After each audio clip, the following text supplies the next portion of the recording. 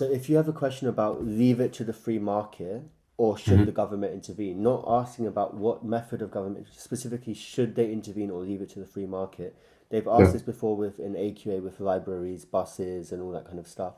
But let's just Hmm. say housing. If they ask, should you leave housing to the free market or should the government intervene? Yes, Yeah. there's different pros and cons, but just to keep things simple and structured, then it's focused on your quality of the paragraph. We keep it really simple. We do one advantage, one eval for both of them, and we memorize that. Okay, Okay. cool. So for free market, we're gonna say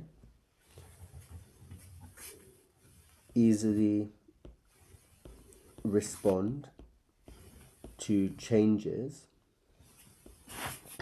in demand and supply. What do I mean by that? Well, imagine the demand for housing increases because of the population changing in London. Well, we know the market will adjust, right? How does the market adjust? The price mechanism. Exactly. Let's say for some reason people are not selling houses or there's a shortage of builders, so we're unable to build new flats and houses. Well, what happens? The market responds through the price mechanism. The Yeah. market will always clear and efficiently allocate resources. Hmm. We can say downsides, but we want to be specific so we don't waste the paragraph that we want to use in this one. Yeah. We kind of want to be strategic about it. Yeah. That's why it's important to memorize the structure if it comes up. For the for the downside of the free market,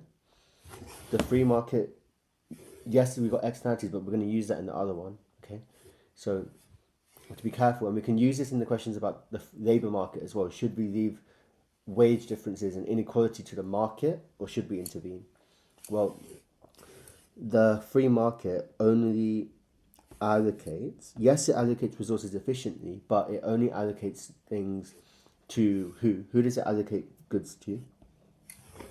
Um, would it be like the consumers with more money or like, Yeah, who are yeah. willing and able to pay the market price.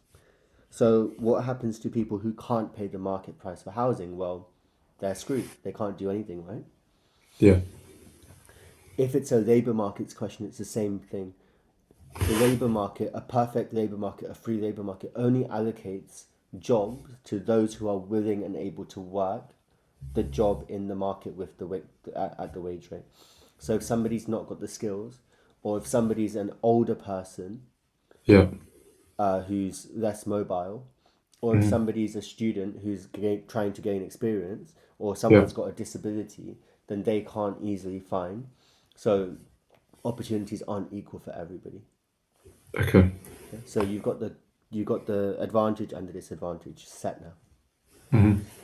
Now, because we're not really meant to, it's not questioning how should they intervene. Yes, you can add that. Okay, they can use subsidies or maximum price or rent controls, whatever. In terms of arguing should they intervene, we should say government intervention can be used to reduce or solve market failure, which would have happened if the government did not intervene.